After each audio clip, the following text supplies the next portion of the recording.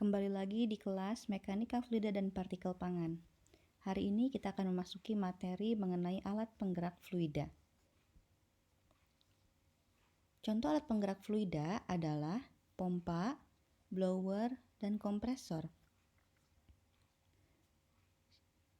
Silakan dipikirkan dulu apa perbedaan antara pompa dan blower.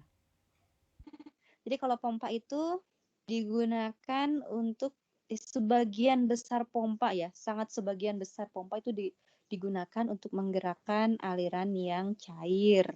Sedangkan blower atau fan itu digunakan untuk menggerakkan aliran fluida gas, ya.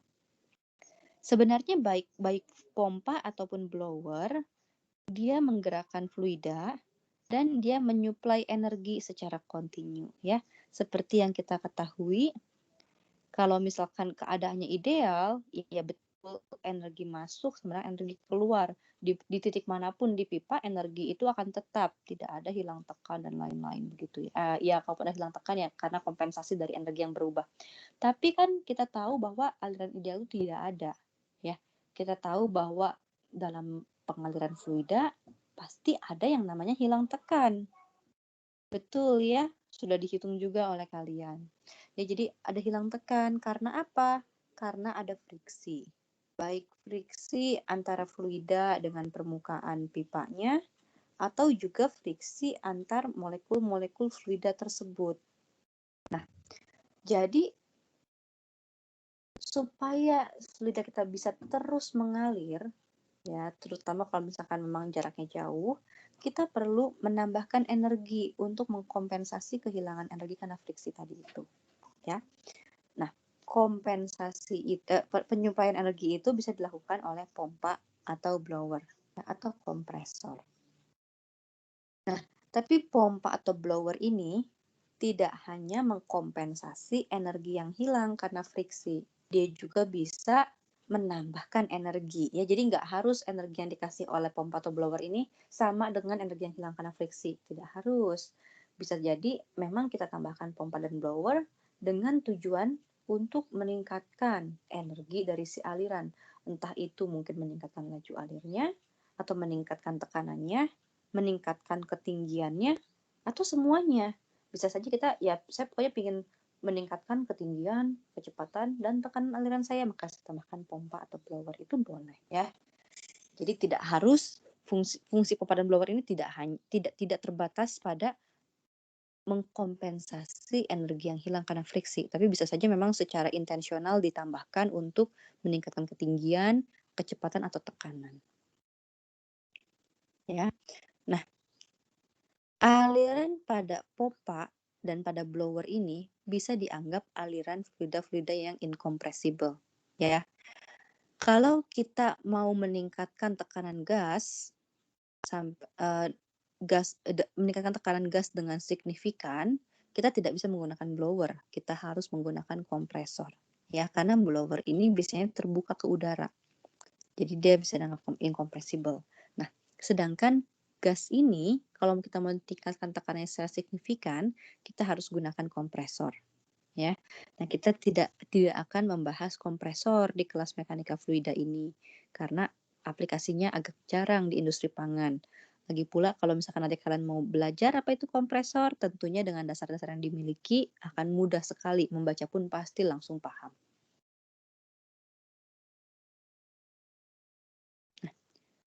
Dalam operasi transportasi fluida, kita seringkali bingung memilih pompa atau kompresor atau blower yang sesuai dengan sistem kita, ya.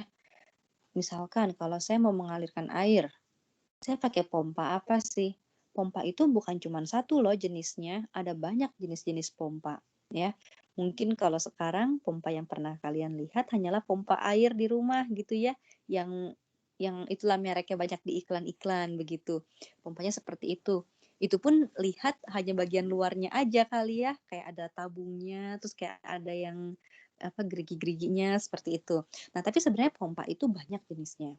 Gitu ya, demikian juga dengan alat penggerak yang lain.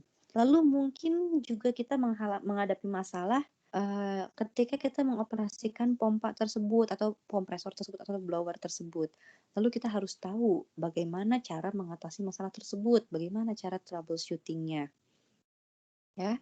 Nah, oleh karena itu kita perlu tahu beberapa karakteristik pompa beserta fluidanya.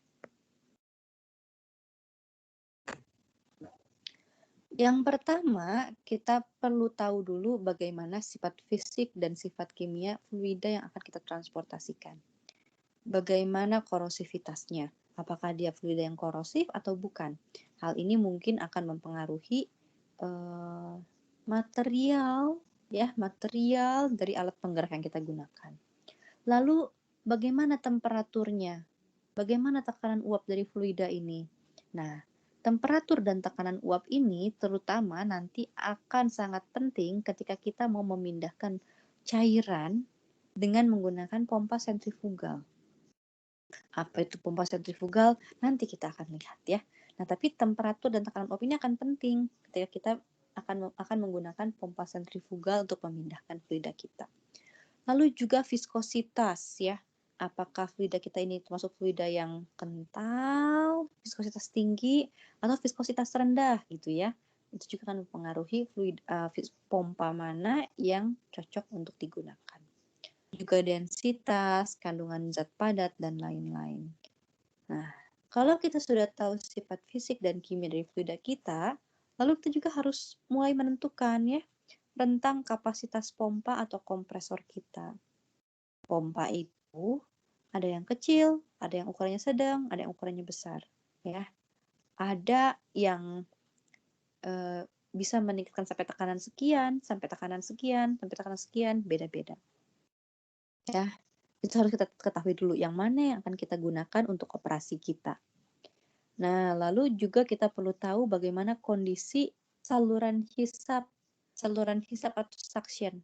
Nah, jadi kalau misalkan kita punya pompa, ya, pompa itu misalkan digambarkan seperti ini, ya.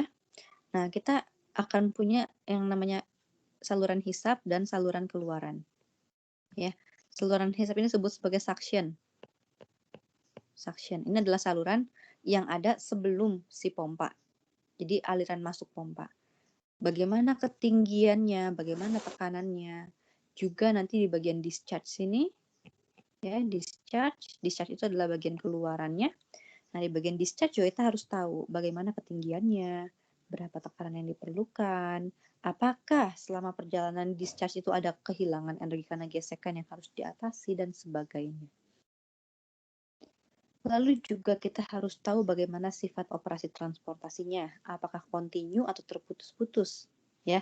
Jadi apakah kita akan mengalirkan fluida tersebut terus-menerus sampai operasi selesai, atau kita mengalirkan fluida itu hanya intermittent, bahasanya intermittent. Jadi kita alirkan nih, 1 menit kita alirkan, terus mati dulu. Biarkan operasi berlanjut sebelah sana. Lalu setelah 5 menit kita alirkan lagi 1 menit, kita matikan lagi. Itu juga akan mempengaruhi pompa apa yang digunakan, ya. Lalu letak pompa dan kompresor dan lain-lain. Oke, berikutnya. Nah, karakteristik pompa. Karakteristik pompa. Ada 4 karakteristik pompa yang perlu kita ketahui. Yang pertama adalah kapasitas, ya. Kapasitasnya adalah kemampuan pompa untuk mengalirkan fluida per satuan waktu, ya. Jadi biasanya kapasitas ini punya satuan liter per jam, seperti itu. Berapa banyak fluida yang bisa dialirkan oleh si pompa tersebut per satuan waktu. Juga ada daya. Saya lewat dulu yang head, ada daya, ya. Daya. Daya ini adalah kemampuan untuk menerima energi, memindahkan energi menerima energi dari sumber energi per satuan waktu, ya, daya pompa. Sekian watt gitu ya, sekian watt. Nah, lalu setelah itu ini bisa sebutnya watt ya, atau watt atau kilowatt begitu ya. Lalu ada lagi efisiensi. Nah, seperti yang kita ketahui, tadi telah saya jelaskan juga bahwa pompa ini dia menambahkan energi. Dia menambahkan energi ke fluida yang sedang mengalir melewati dirinya, ya. Jadi pompa ini menambahkan energi, memberikan energi untuk fluida, tapi dia juga membutuhkan energi supaya dia bisa bergerak. Dari mana energinya? Dari listrik contohnya. Ya. Nah, jadi efisiensi pompa ini merupakan perbandingan antara energi yang diberikan kepada fluida oleh si pompa dan energi yang diterima oleh si pompa itu. Ya, efisiensi ini tidak akan 100%. Ya, seperti kalian sudah belajar termo lah ya. Ada nggak sistem yang efisiensinya 100%? Saya rasa sih nggak ada ya, ideal sekali itu. Jadi pompa pun memiliki efisiensi. Artinya dia menerima energi sejumlah sekian dari listrik contohnya ya. Lalu dia akan mengkonversi energi tersebut dan memberikannya pada fluida. Tapi konversinya tidak akan 100%. Ya, efisiensinya tidak akan 100%. Oke. Berikutnya adalah head. Ya. Jadi head itu ketinggian meter ya. Oke. Tapi kita kan taunya ya kalau pompa itu biasanya dia menambah tekanan fluida. Misalkan fluida masuk tadinya tekanannya contoh ya 1 bar gitu ya, masuk pompa, nanti tekanannya bisa jadi 3 bar. Ya. Pompa itu sebenarnya menambah tekanan. Nah, tapi dalam aplikasi sehari-hari sangat jarang kita mengatakan bahwa Pak, saya butuh pompa yang tekanan keluarnya 3 bar. Itu sangat jarang. Ya. Nah, aplikasi sehari-hari dan aplikasi teknis ya dari pompa ini bisa menggunakan head sebagai satuan tekanan ya. Kalian ingat kan ya, head itu adalah cara lain menyatakan tekanan dalam bentuk ketinggian. Ya, ingat kan ya? Oke. Nah, jadi kalau kita bicara head ya, gimana sih kok tekanan pompa jadi head begitu, jadi ketinggian? Pompa kan belum tentu ngurusin ketinggian begitu. Nah, jadi kalau misalkan head itu bisa saya analogikan seperti ini. Kalau misalkan pada operasi pompa biasa gitu ya, saya punya ini pompanya, ini suctionnya, ini discharge-nya, ya. Discharge-nya panjang, ya. Nah, gimana cara saya menyatakan head? Jadi cara saya menyatakan head adalah pompa ini kan bergerak nih, dia akan menyedot fluida lalu mengeluarkan fluida dengan tekanan tertentu. Nah, sekarang cara menyatakan head-nya adalah pipa yang di luar ini, pipa yang keluaran, saya ganti posisinya bukan lagi horizontal, tapi sekarang posisinya dibikin vertikal. Sorry. Ya, posisinya sekarang dibikin vertikal. Anggap aja ini lurus ya, miring sedikit.